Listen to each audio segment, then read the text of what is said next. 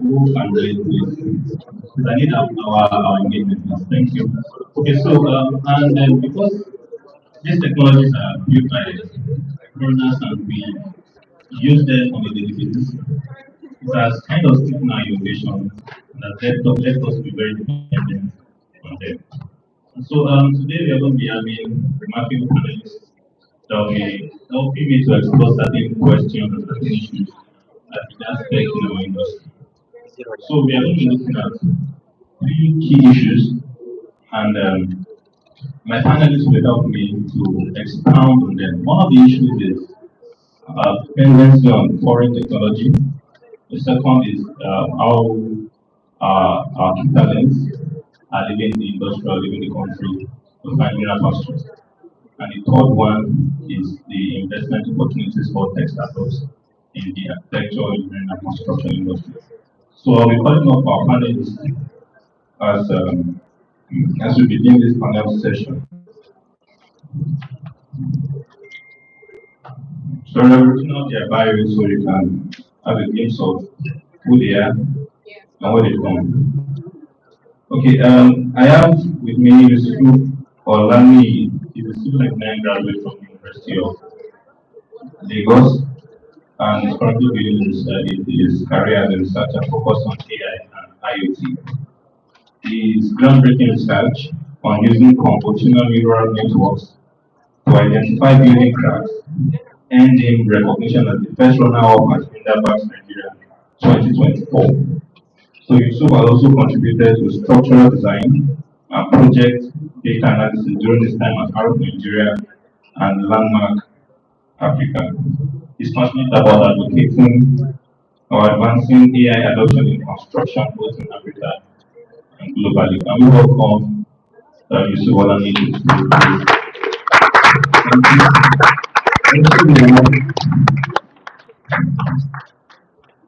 Also, we have Obraswa.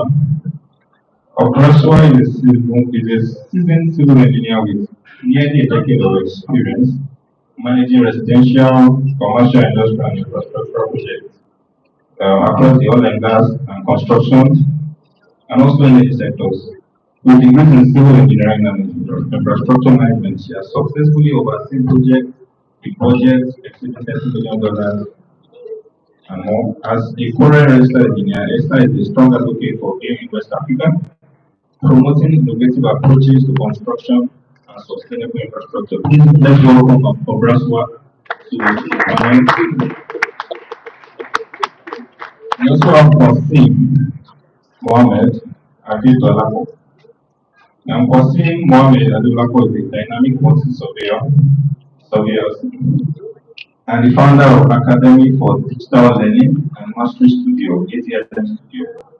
A graduate of Obafemi at Awolowo University, Qasim has extensive experience in construction estimation, project management, and vehicle development. He has trained over 30,000 professionals in the AC sector, playing a key role in advancing digital construction practices across the region. So Qasim's expertise in integrating technology with traditional construction methods made him a sought after speaker at international forums. Please welcome Qasim to our panel. And we have Martin Uche. Martin Uche is a seasoned expert with over 7 years of research experience in Africa's real estate and construction sectors. With a strong background in economics, real estate and strategy, Martin has advised on projects with assets under management exceeding $1 billion. He has held key roles at Estate Intel and Euro Monitor International, and now leads research and development at Space Finish and Campus HQ, where he focuses on driving data-driven innovation and growth institutional investors. Please let's welcome Martin.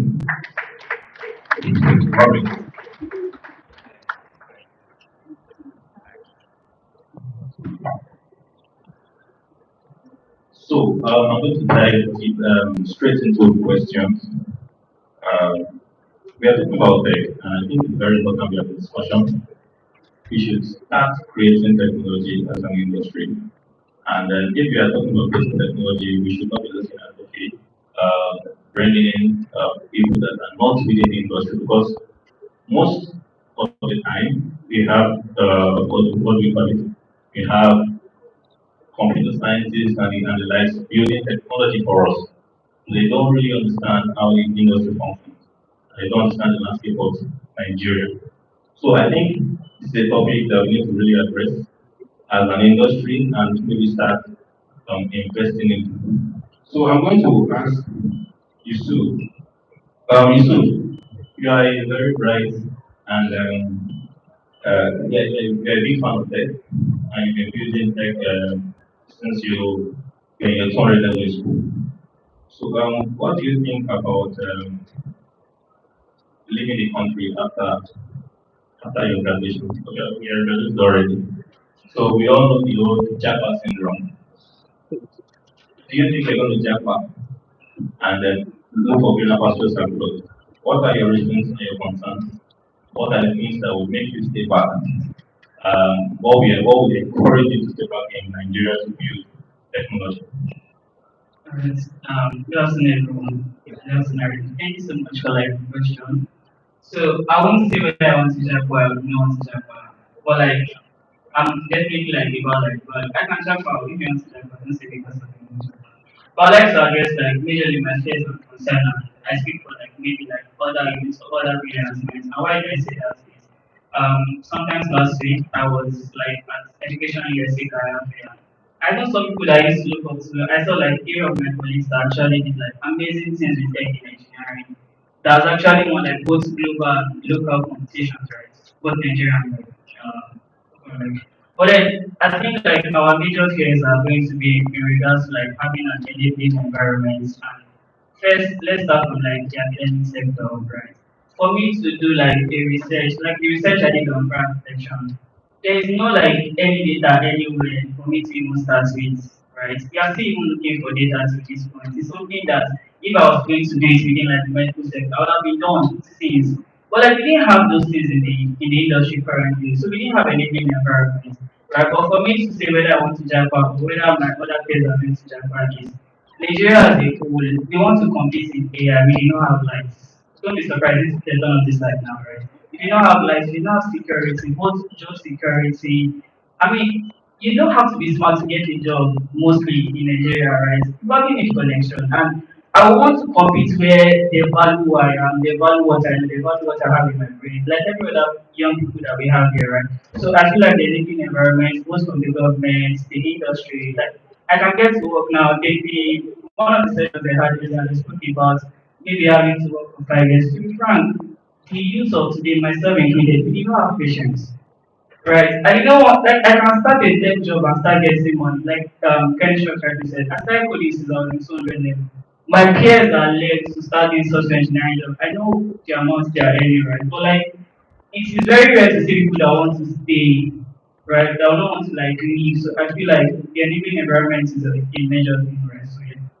Then, Thank you very much. So I think for every tech enthusiast of the most said, yeah, I'm very sure you can relate to what you're saying. We all need a living environment to grow our career, especially in tech. And if you want to build tech for this industry, especially here in Nigeria, I think the energy environment is very, very important. And hopefully in the next few years they're going to happen. So Obrasua, you spent almost 10 years in the industry. You did your bachelor's degree abroad and your master's degree abroad, and you're back in Nigeria practicing. My question now is, how do you believe we can actually create um, an environment in Nigeria, in the Nigerian industry, where startups can actually thrive, and where they can actually stay back and build for the industry? I think that is a very important question right now because we, especially for people who, like me, started out and we still want to make an impact and we still want to be involved in building our country. So I think one thing that we actually have to do is to foster our culture of innovation. So like you said, we are very used to using technology that is we have Autodesk, we have Revit and all that, that are all foreign made, right? And we have incorporated it into our technology culture. And so if we actually foster the culture or of innovation within ourselves. So, for instance, chemistry that does tech in construction, I think that would really help the perspective that we all have. Um, Also, we also should, in line with fostering the culture, it is also important that people who, the young engineers, the one even before they graduate, are also exposed to this technology. So, for instance, before coming back to Nigeria, I did my master's with RScript. I was exposed to data analysis, and also when I looked at the thesis I wanted to do, and I came to Nigeria, and I'm like, okay, I want to do something in Nigeria. I didn't have data. That helped me understand that okay, fine, I need to create an inventory management system. So if we expose the students to the opportunities and the actual implementations that they can actually make while they're even in school and then after school, I think that would also improve um, our sense of innovation. Okay, great. So we need exposure to universities and tertiary institutions so that we can actually foster that culture of innovation. So I'm going to ask Dolako,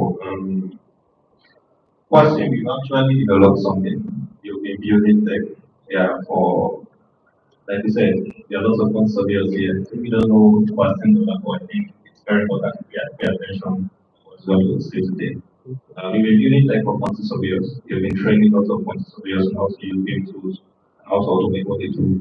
So my question now is this. What inspired your focus on building technology here in Nigeria? Of course, you had opportunities to Japan, you get it. Or you stand back and said, I'm going to build and grow something here. What encouraged you? What's your motivation?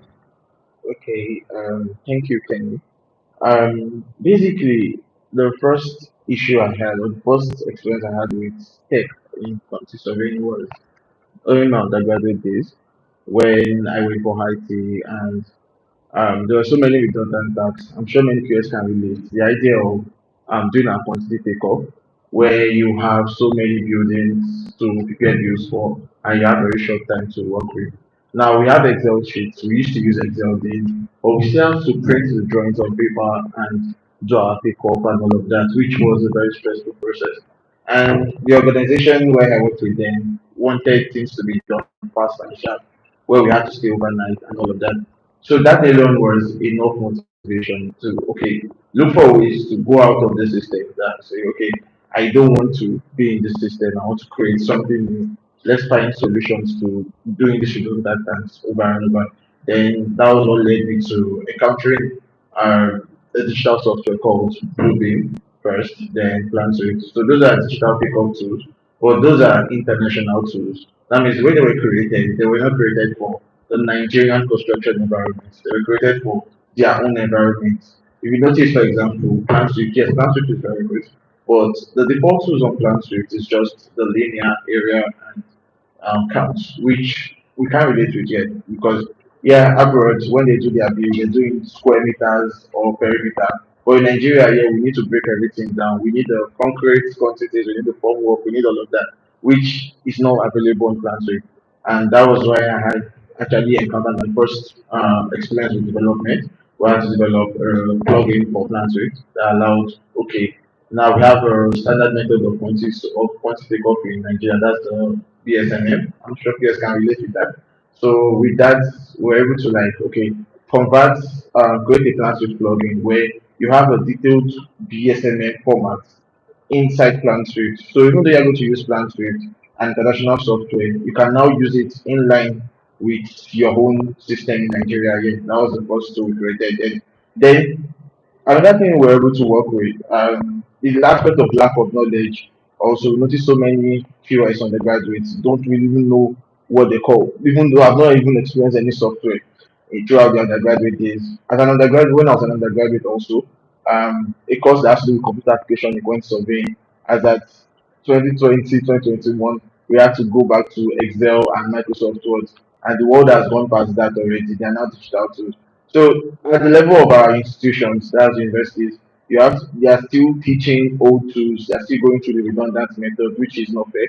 So that alone, I was able to like okay create an academy where people can learn how to use these modern tools, and with the help of the softwares we developed, also the plugins, people can now even use these international tools in line with the Nigerian construction environment and make the best out of it. Thank you.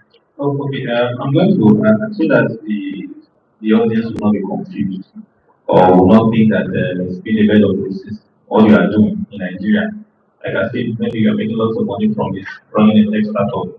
So people will not think that's the case. So what has been the obstacle so far? You are running a tech startup that gives technology for QS. What have been your obstacles? Okay. Thank you once again. The journey has not been easy. Let me use that word. The first of that obstacle building a tech startup in Nigeria is number one funding, because there's no money anywhere. See, let me not lie to you. We have various tech startups in Nigeria. Well, various tech fields. We have the health tech where they build tech for the health sector. There is enough funding because the medical practitioners and the hospitals are funding tech development in the health sector. We have fintech. I'm sure everyone knows of fintech. Even so many construction professionals are jacked into fintech because there is funding in fintech, and the funding in fintech is made possible because the banks are funding this project. They are developing tools to make sure, okay, they can innovate. But the Nigerian construction industry, the AEC in Nigeria, there is no fund there. Construction companies in Nigeria are not investing in research and development. So, number one, funding is the major problem. Then, number two, knowledge gap. Okay, now you built a tool. How do you how do people use it? How do people know that okay? How do people even know that there's tech that you can use tech to carry out point surveying practice? How do people know that okay, there are easier ways to carry out our workflow?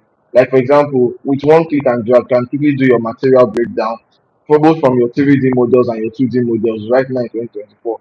And all of this, I'm sure many QSA don't even understand that. Then 3D quantity takeoff, right? Ready from Revit. I'm sure many of us here Revit. You'll be like, oh, Revit is for architects, Revit is for structural engineers. Yes, right now, quantity surveyors can now use Revit for quantity takeoff directly. And with the plugin I developed, we're able to convert the same Revit to the Nigerian construction environment system where with the line with the BSMN, you can do your direct quantity takeoff inside Autodesk Revit.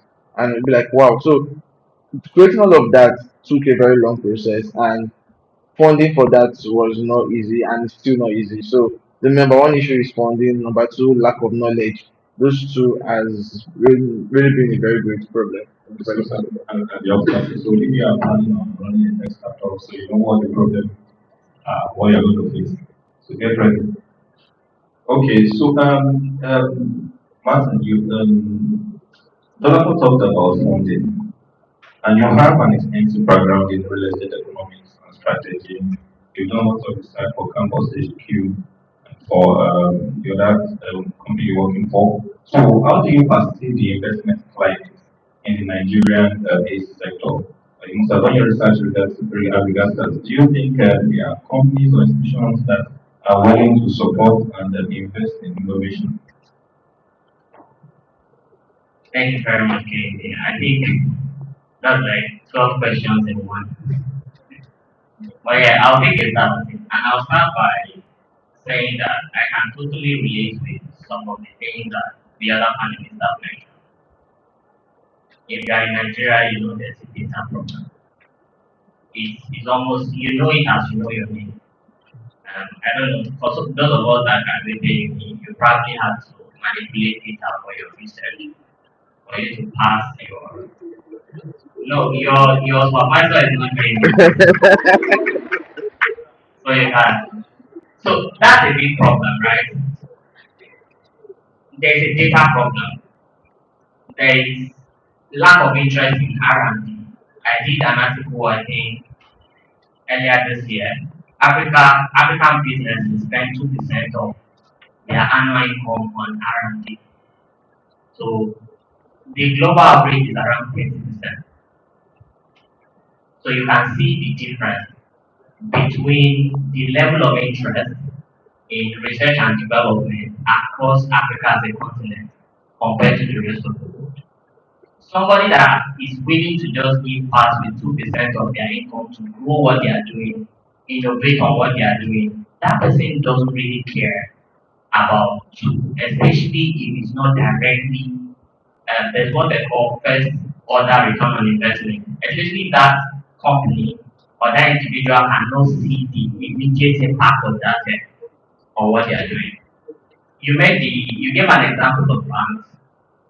Banks are investing heavily in tech because number one, they can't do without it. A customer is angry because payment didn't go through. The customer is in front of the banking hall. There's a lot of pressure.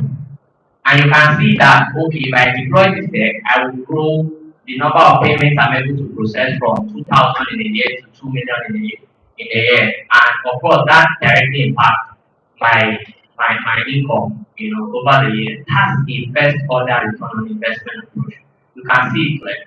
It's not the same for A and C, unfortunately, because the customer really doesn't care as much. What they just want is get my job done, get it done in time, get it done within budget, get it done within the specification I give you. So whether you spend all of your nights looking at a BOQ or 3 weeks out of the 4 weeks that the project will take on that, they really don't care. So there's that problem.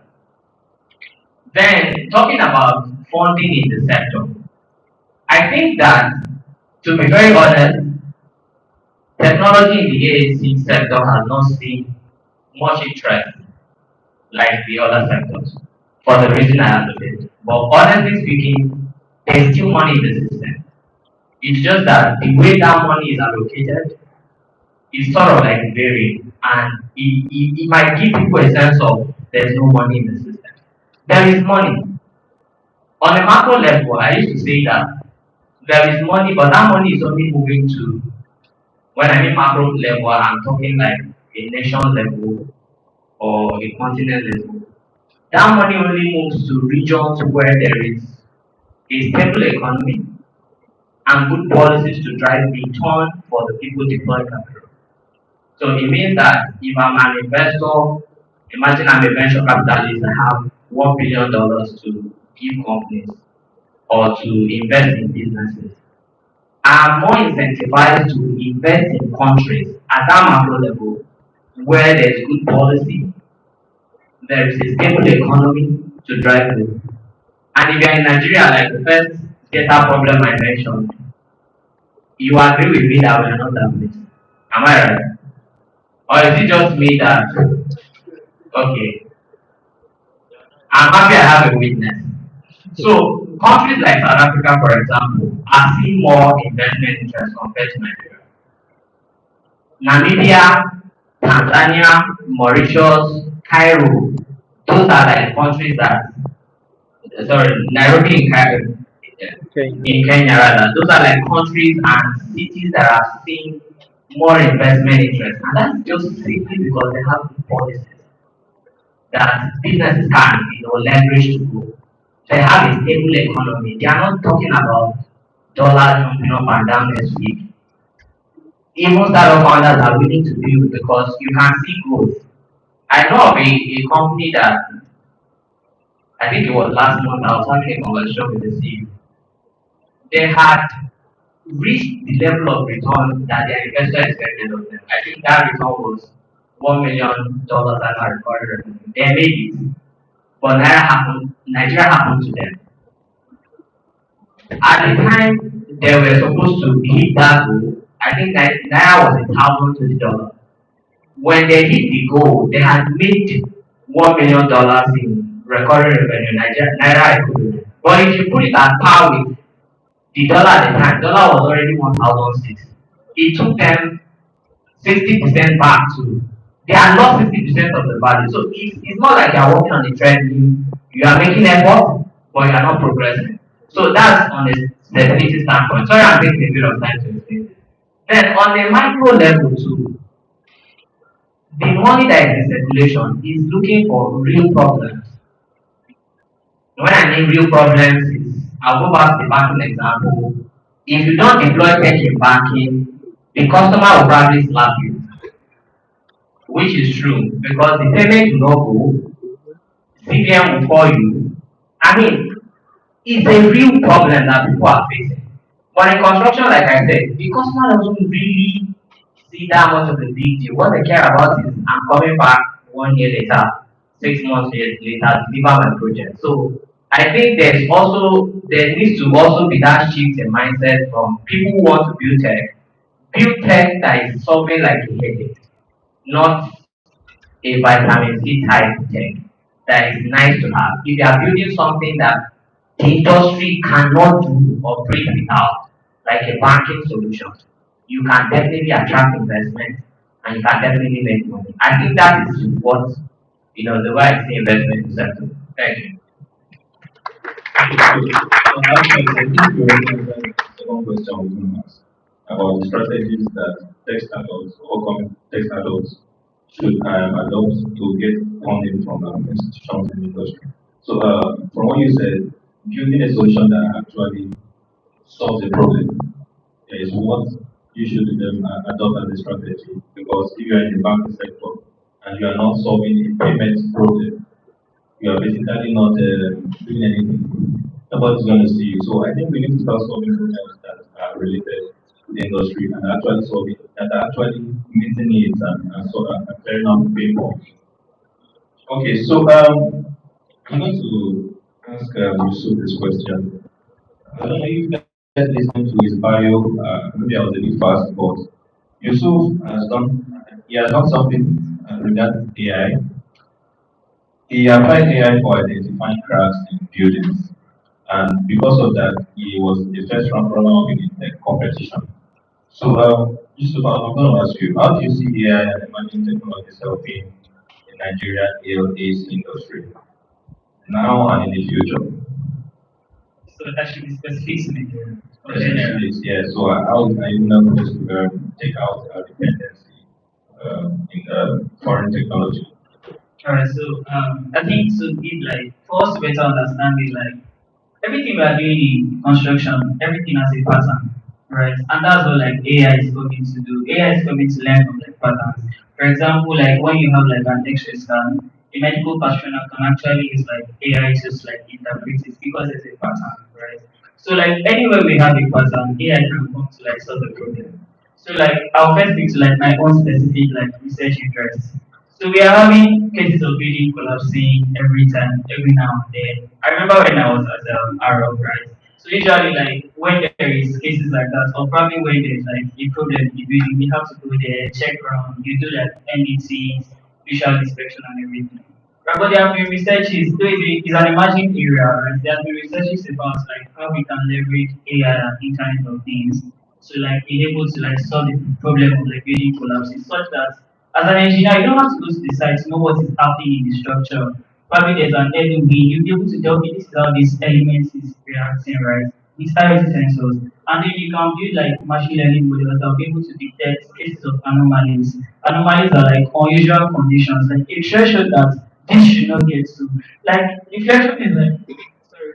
Reflection is like the fundamental thing, right? So due to like the way the being is deflecting, you can tell oh, there's likely to be a problem, right? So those things are like stages. So the first stage is always like, okay, even if you are not like observant, like damage detection, you want to go there to see what is happening, right? Probably there's a crack or the deflection is probably too much, or all those like common things that we have. Then you now want to like use you can use AI interface. That's like the first using convolutional neural networks to like identify cracks and some other things, right? So we are working on building it to like do more, like more things beyond like cracks, right? So that's stage one. There's a stage two like damage localization. So you see that okay, there's this problem. There are some cracks that might not be critical that okay, you can actually just overlook it, right? But there are some that you should not overlook it. So that's where like expertise coming. But you can't expect a computer scientist to be the one doing that, right? Because the person didn't have the fundamentals of like engineering. So I think for us to be able to use AI in civil engineering or generally in construction, we need to be able to like collaborate with other people. Most importantly, all these things, I said IoT sensors, for you to use an IoT sensor, they need to be good internet. I'm not talking about 3G or 4G. I mean, 4G can try, but I'm not talking about those kind of internet. I mean, we also need to have electricity like internet, right? But most importantly, I feel like even if we are not there as a country generally yet, in the industry, we should be welcoming of ideas. I won't talk about like the company and I won't be specific as to when. But I remember doing an interview early enough when I just started and I spoke about an idea of how we can use AI in civil engineering and everything. And the person on the other side of this is an elderly person. He was like, what did Gen Z people say? But then I can tell you for fact that beyond that time, I've gone ahead to like do like that project, and that's like one of the first like projects that I did that actually like probably made people like start getting to know that we can actually use AI in construction, right? So I feel like first you should be welcoming of ideas, even if the person is an intern. Trust me, I don't need to understand how to use maybe tech lab to like a pro level before I can contribute to what you are doing with tech lab. If I understand, like for example, when I was at Arrow, there is something that before I even started going to sites, like to see how they do anything and everything. Someone just asked me down and explain like this is how this results works. We are like young minds are very, very smart because we have information about a lot of things that we can actually make. Like you can't compare to like probably 15 years ago or 20 years ago. Like I really just kind of actually this and say, I want to do this thing. And if you tell me what I need to do, right? So there's information for us to actually do things on a large scale. So most times, like I was saying, he just explained it to me and I got the information straight. And I did something that once you just have a result on the first day, you'll be able to automate the other parts with Excel, right? And it was faster and made our work easier. But imagine if he was telling me that this is but you don't know anything. First go and do this, go and do this. It was like a month or so after I did that, I now went to site to actually see what it is. So like I feel like the environment should also like encourage us, right? And the government, I think most this government parts. But the academic sector, most researches or most applications, like most development that are seeing in AI now, they are being done with Python. But when I wanted, even when I started my primary research is on like the determination of like natural frequencies and what shapes of like beams. I used Python, and the reason I actually did that research is most researches has been done in area of like deflection and things like that. There's something they call like response surface modeling (RSM). It's like a steps like structural health monitoring. So based on if you have this thing, like, you can build like a prototype, right? And you'll be able to monitor like how it is responding to different loading conditions, right? But most researches they've done in that area is done with MATLAB. However, we want to use IoT for our own development. Most researches they've done in areas of IoT is done with Python.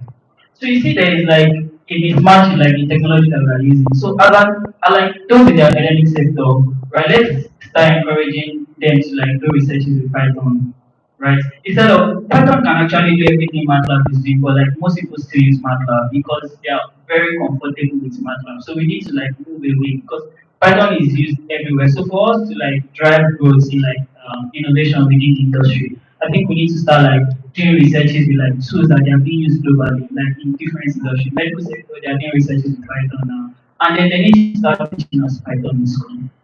I remember I started learning Python like in my phone outside of the classroom.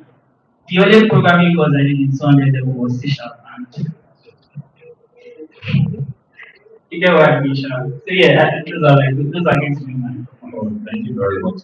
You said something that shares an experience you had with one of the employers, how the person just kind of bullshitted what he did or what he was suggesting. So I want also to address mindset in the industry, which is a key problem. If you are, I have my own experience, but I want Esther to give us our own opinion on this. Because I've met with a lot of people I do technology, I've met with companies that pitched my work and my ideas, even my products to them, but some of their responses are not encouraging. But let's hear from Esther. What are the mindset in the industry currently towards innovation? And how can we actually address and shift this mindset? So with respect to construction standards, like Martin said, the customer, I mean clients, who we call clients, the client is very I just want my product. So just I want my 3 story, give me my 3 story and that is it. As a construction startup, we who can be like maybe tech savvy and you're interested in technology, we really understand that the investment in that technology, if you say, okay, fine, one system, you want to get your Revit there, good license, and you want to get Yeah.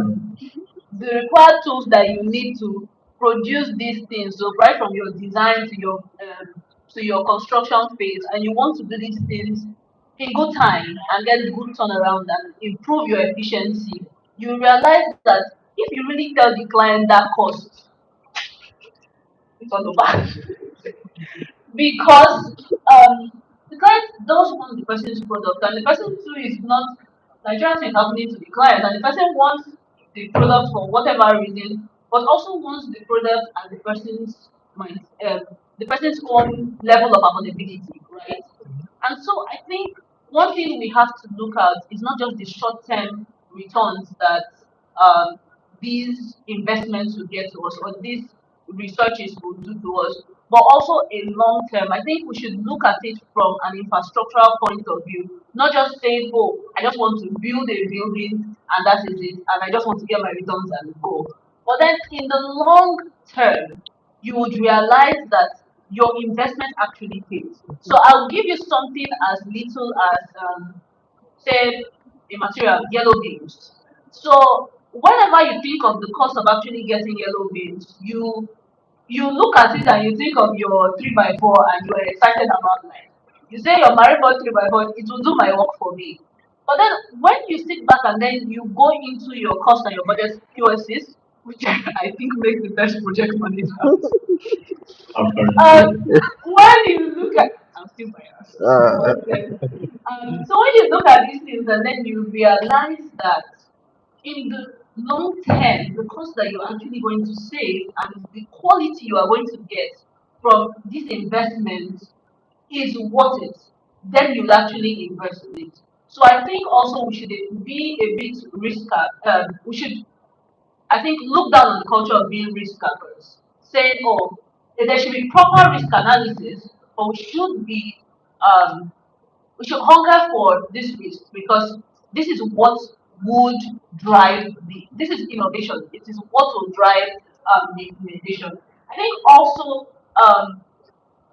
private public partnerships, so PPPs, are also a very interesting way to shift that culture. So as the private sector, we begin to demonstrate successes in our projects using these things. We begin to show that, hey, you can actually see your building, the architectural aspect, the structural aspect, MEP, all of them in one go and see exactly what wire is going where and where interferences can be even before you move to site and see that error. And that helps you because it saves you on time, it saves you on cost, quality, it gives you the whole turnaround. When we are able to show these successes, I'm sure that even the government would want to come onto it. This is, I think, when you make good soup, people will be very, very happy to come and test it, that sort of thing. So I think that is also a very important aspect. So, and then I think also that will help with the structure that we need. So to drive those government policies that then would say, okay, fine, we are tested and trusted, and we understand that these tools or these processes actually can be implemented. I would say also when it comes to the um, the local technology. So being able to show proof or some form of alliance with also the foreign trade because everybody is used to it, right? I don't think it's an aspect that, oh, if you see something that is local, I know sometimes there is that mindset of being more inferior or being inferior. But when a local tech has been proven and shown that it can actually be in allegiance or even be par with those foreign texts, then it's easier to accept. I'll give you an example. I remember Kenny telling me about how one of your plugins was then added to Autodesk, App Store. yes, the App Store, and I was super excited about that because whenever I'm telling people about construction in tech and I'm talking about BIM and I'm like, look, we even have the local, we have not just local, we have our thing right here. And not only do we have our thing, Autodesk actually has recognized it. There's no way anybody will now think, maybe I'm not so sure on how to use it. So then it is tested and trusted. So I think that is also another way to shift Remarkable, I think it's a platform. that. It's one minute, November. I'm very sure they are very young, they are young staff here that are tech driven, tech enthusiasts, thinking of actually building maybe a tech startup. How would you advise them or what encouragement will you give to them so that they can foster local innovation here in Nigeria in this industry? Okay, thank you once again. The issue is number one, I want for young stars that want to go into tech, I want you to understand that you don't have to reinvent the wheel. You don't have to start from the beginning. Like me being, let me use myself as an example. I had to create like a plugin for Plant Swift and Revit. I did not have to go and create the new Plant Swift or a new Revit. You understand? Now, all of these existing tools have plugins and ways you can actually attach to their APIs and create your own thing as a developer. Then another thing you have to understand is there are several problems in the industry.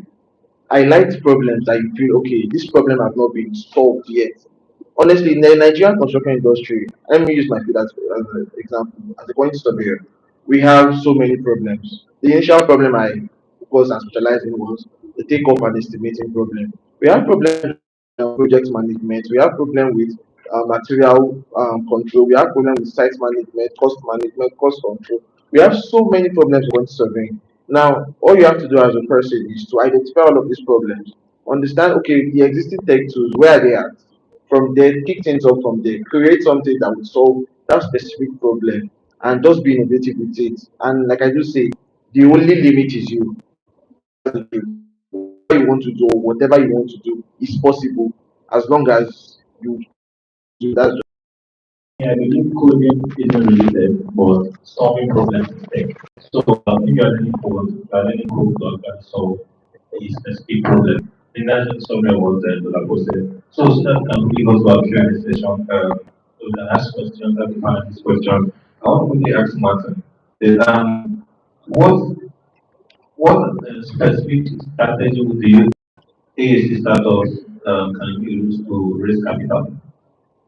Because I think it's a major problem that if anyone wants to start a tech startup or solve a problem, an idea that is to become a product or make a product, um, there needs to be funding. Of course, a common fresh out of school, you don't have money.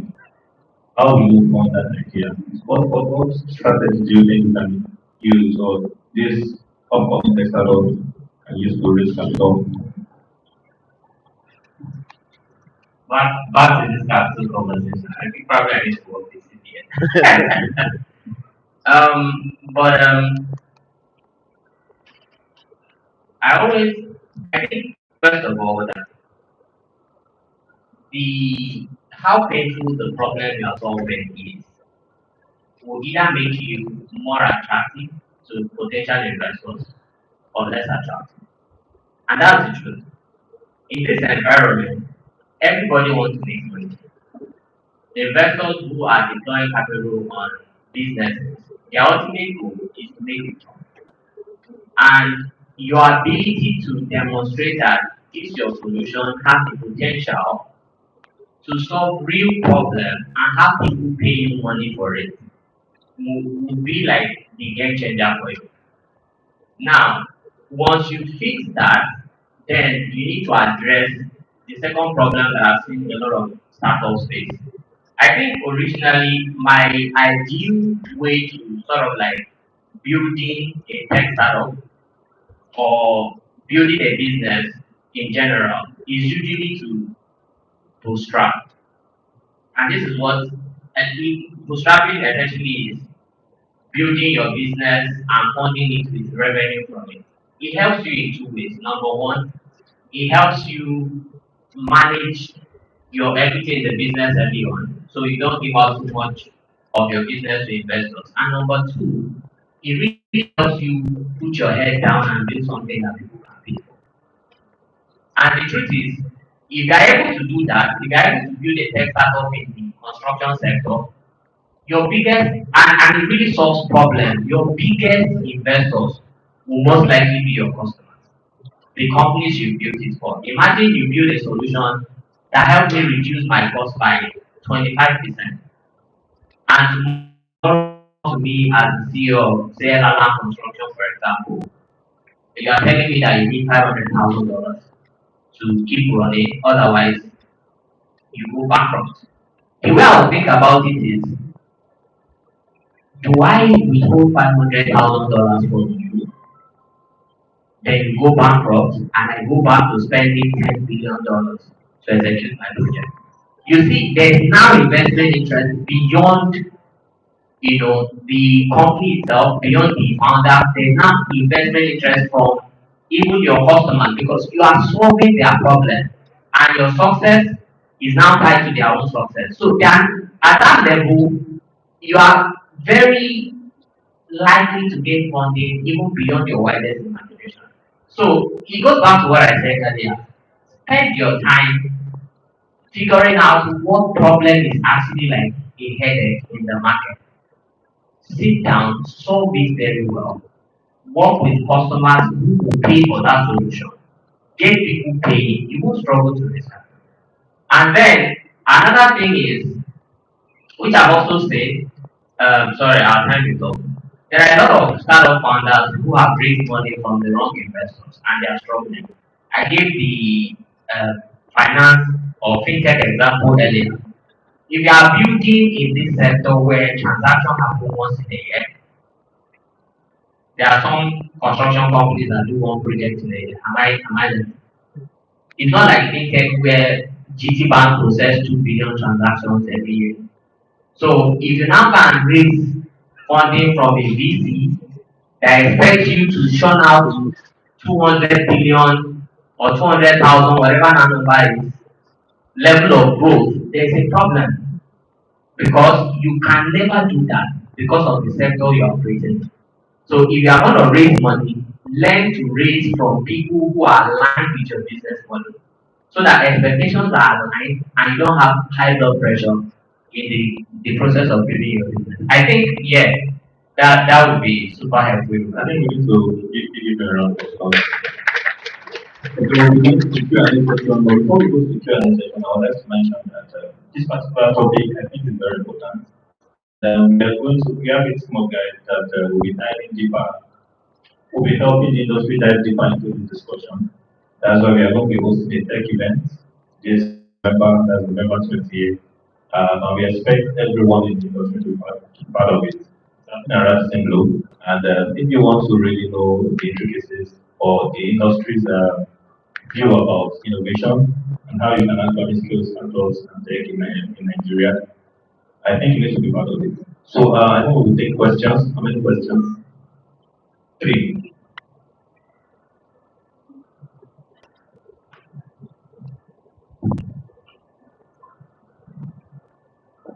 Good afternoon. Thank you for the panel session. So where I came is my name is Osas. I'm a graduate of Technology University of Technology and studying quantity surveying. So I'll be taking questions to everybody.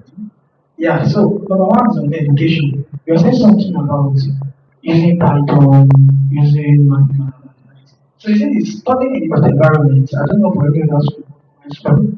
In 100 and 200 level, we do a bit of introduction to computing.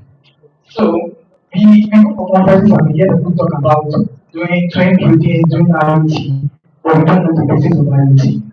And by that system, that environment, we do not know. So you said something concerning that, the question, how can we bridge that? So you said something about APIs and the likes, saying building tokens. So I can say 92% of people didn't know what APIs are. Am I right? Well, so that's where the bridge is. What about tokens? Or don't want tokens? So, okay, my final year, I talked about sustainable building. In 400 level, I talked about cyber security in the environment. So this are data. We are the evidence. But this example will tell you, show you a breakdown of all 14 jumping atoms. So what kind of thing? The question is that now how can we do a concept of So after now, we're going to the hands.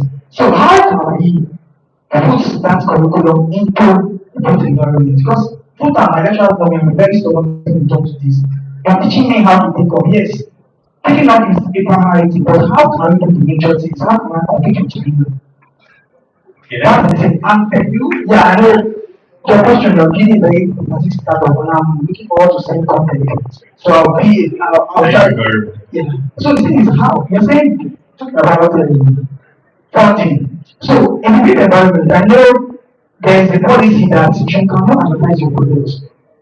I mean, yes, I start some years. So now it's not about the tech industry. Everybody is on Twitter talking about their project on Twitter. But in the middle of you cannot do that. You can't get a project from the parents. So how can you be able to build that first one, your first big client, before hitting the market? That one thing. I don't think you get my question. Thank you very I much. think I will address that question to Dolako, the knowledge gap part, and then Obra's part. I think you guys have any contribution can please say. Start with Dolako, please. Okay, fine. Thank you. Very amazing question. Okay, let me use my alma mater as an example. That's OEU. OEU are the current HOD for Point Surveying Department has done a very great job in trying to implement BIM into the syllabus and trying to do extracurriculars on that. Now, it is left for universities to probably the NUC, for example, to try and look into redefining our curriculum. The aspect of probably introduction to computer application at 100 level to 100 level course can be reinvented to probably BIM course alone. Now, if that is reinvented to BIM course, it will actually go a very long way. But pending when that will be done by the NUC, it is left for students also to research out of the box. Like I said what I was doing as an undergraduate. I also had my first public training as an undergraduate, which many people don't even know. Now, as an undergraduate, you have to start thinking outside the box, both as a graduate and undergraduate. You have to realize that okay, there's this routine that has been done for so many years by our lecturers and all of that. How do we go outside this? How do we research and all of that? Yeah, it might be expensive, but we have academics in Nigeria. Yeah, we have many people teaching plant swift and all of that now, and it's very easy to just gain all this knowledge on technologies. Now, in the aspect of APIs are like tech tools. It's just like programming language that like C sharp, Python, and all of that. So API is just like a word, a general term for the dictionary of all of these softwares that allow developers build something around them. Do you understand? So that's what API is all about. So it will help you to okay research on this dictionary that look for okay how can I build something that works with so. Thank God for ChatGPT now and all of that. You can easily ask questions. We had the Google sometime where you just have to use Google search. All the time Google search. Just Google search and you find it. Now is AI. All you have to do is to ChatGPT, search for what you want to search for, and you see a very detailed explanation, even with references. And you can now further your research and learn more. So as undergraduates and probably postgraduates, it should left for you to know how to research out of the box, think out of the box, and you can always create something. Thank you. Thank you. Obra's part, in 1 minute. And once you give your thoughts to the 1 minute. Okay, so I think I'll just add a bit to what he said. So, as undergraduates, I did school here, and a lot of times when I have conversations with university graduates, which I love to do, or rather university students, not graduates, um, I like to know what exactly they're exposed to. And I realized that a lot of things that I was privileged to be exposed to we aren't. So I learned ETAB, that is still software. I had done AutoCAD. I was even teaching AutoCAD at some point. Um, we really don't have that listening. It's still the chalkboard that then they'll tell you that, oh, you have to draw your limits and all that. So I think we also should keep our curiosity. We should ask the questions, connect with people. I know, for instance, LinkedIn is a very good tool to reach out to listen. I don't code videos. Just send it. I know that a lot of people may not respond, but also the value that you are going to get from even knowing that these things are out there, and then it helps your knowledge. You're like, okay, fine. So there are plugins. Oh, how do I learn about it? there is BIM. What exactly is BIM? How exactly do I go about BIM? Ask GPT. There is Canva that you can also ask questions. So we need to actually ask questions because if you feel like you're getting everything that you need in that curriculum, it's not true, and this is evident. Also for funding, right? Yeah, it's great to get your big clients. It's great to get this thing that somehow you're going to have a billboard along the Koyin Bridge. But referrals go a very long way. A lot of times that I meet people, especially in construction industry that is very small, you realize that if you're talking about something, it's very easy to reach it. I used to so and so and so, and it increased my efficiency. It gave me a better cost, it gave me this. And from those, in quotes, small clients or whatever you feel as small clients, you can be building a house and somebody is passing through the house and is like, I like the way you are using your beams, I like the way you're using your H beams, or I like the acropop setup. It can even just be even the color.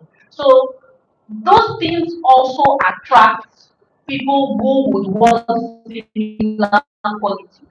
So I know this is interesting, but we as civil engineers, or sorry, the construction industry, we also need to look at branding. How do you brand yourself? How do you also brand your company? We will say LLM and then we will just see their what's the name, the exterior, and we immediately know who that is. And we think that, oh yeah, because they are big, okay, that's why you see them. But even in the project that you are doing, the three floor that you are doing, how exactly is your fencing? Imagine that you have your colors there and it is branded there. It is actually it can be seen as a small thing or an extra cost. But we do not understand the fact of you think of say red toothpaste and you think goes on.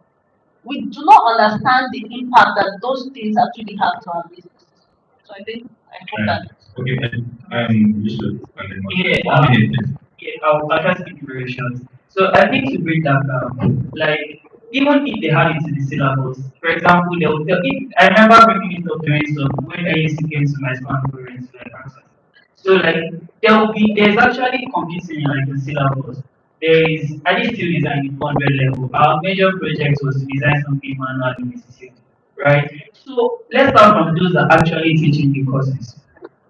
How many of them can actually use this tool? To be frank, I'm not trying to like call out anybody here. It's a very sad thing. And I honestly think we all need to change our perspective about knowledge. To be a professor doesn't mean you are the peak of knowledge already. Even if you can, I'm not saying this to disrespect anybody, please. I'm saying this for everybody. And as on an individual level, like even if our NUC probably to do something, I want to start learning Python with phone. And then a lot of people that reach out to me that you so I like me, I mean, I do this, I do that. I used to just laugh that. Can you actually do what I'm doing? Because it takes sleepless nights. The number of things I've done today, sometimes when people see my calendar, they just be like, how about like you're still I just read it last month, right? So like how many people can actually put in the work? You are studying engineering, you are spending your time on TikTok. You are studying engineering, you are spending your time on like it is very sad. So there's a part where MUC needs to play and there's a part where you need to play. Stop putting your blame on people. Take responsibility and do what you need to do. That's really like this for me. So even not putting it in the syllabus or something, if you know what is going on in the world, just check YouTube. Things were supposed to be on. And start, when I learned about structuralized monitoring, it was a random conversation. And I went there to read. I don't like there's a popular paper by Magic, it's like 50 something pages. I read the paper like over and over and over again to like even understand where we have, like what we can do. And that was what like inspired most of my projects. Right today I was coming here, like, I worked a lot sometimes last year before I returned back from my final year. I was seeing what everywhere. And then like there's a project we're trying to work on like flood, like reduction of flood, like trying to even forecast like whether there'll be flood based on different data. But like how many of us we are seeing problems? How many of us actually thinking of what can we do with this? There's no data. Start creating data. My project that being a protection, there's no data. In fact, like we collected the data that we used so far ourselves. And now we're even trying to make it like public for people to even collect more data. I want to get like 10,000 images. I will make it open for people to use. Ask yourself, yes, there's no data, which data we actually collected for it, like for industry itself. So let's start from here. Like it is somebody that will start solving the problem. That person can be me, it can be you. So why don't let's take responsibility individually and stop saying government is this, government is that, or the industry is this, the industry is that. So that will be my own thing. Thank you. So, in summary, we don't need or spoke about the question. But in if you look at the summary of what they said, it's basically that the country is not trying for us. The academic system is not trying for us. Ask your own eggs, basically. So if they are not trying for us, you should try for the country. You get let us take responsibility for our nation and drive the change that we want. So much in 1 minute, let's round up. I don't think we can take any question. We don't have any. I think you said it all, but I'll just round up with this. If you are waiting for Nigeria before you progress, I'm sorry. That's the truth. That's the truth. If you are waiting for NEPA to bring light before you can open your office or shop, you are not making any money that day. That's the sad truth. If you are waiting for them to teach you before you learn something, you are not ready yet. A lot of the things I knew, I say this a lot to young people. I started learning stuff when I graduated from school. That is when you start because to be very honest, even the system is designed to distract you when you're in school. So if you want to take your life seriously for real, you need to take absolute responsibility for the outcomes of your life. Nation regardless, NUC regardless, whatever is going on regardless. That is the absolute, and that's really when you can think straight, design your own academic curriculum. No, not academic, your own education curriculum after school and build yourself. Back to what he said, my biggest challenge during my undergraduate, I have two undergraduates, one in economics, one in real estate. I couldn't find data for my project, and that was what led me to pursue a career in research for the industry. I've advised a lot of projects, both in Nigeria, other countries, and even in Europe. The problem you are complaining about can be the springboard to the career that you desire. Do something. Don't if you are waiting for the country to I don't know. Thank you. All right. I think we've come to the end of today's panel session and this panel session. But once again, taking responsibility, like what he said, is very important. That's why we as Contact Nigeria, we are trying to take responsibility for advocating for tech in the industry. And we are hosting an event this November. We will be very glad to host you and see you there.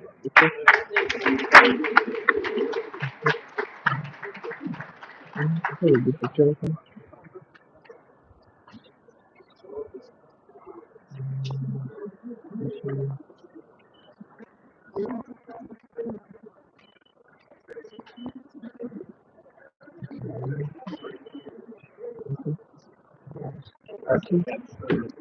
Oh, nice. Nice to see you.